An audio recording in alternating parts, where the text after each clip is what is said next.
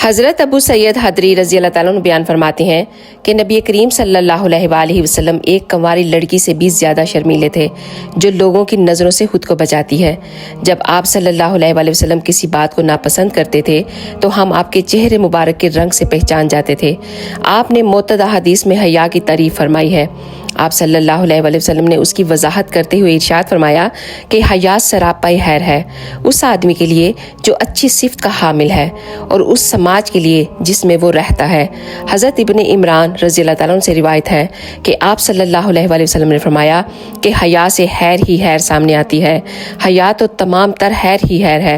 हज़रत अबू हुरैरा रज़ी अल्लाह ताला अन्हु से रिवायत है कि आप इरशाद फरमाते हैं कि नबी करीम सल्लल्लाहु अलैहि वसल्लम ने फरमाया ईमान के 70 से ज़्यादा शोबे हैं।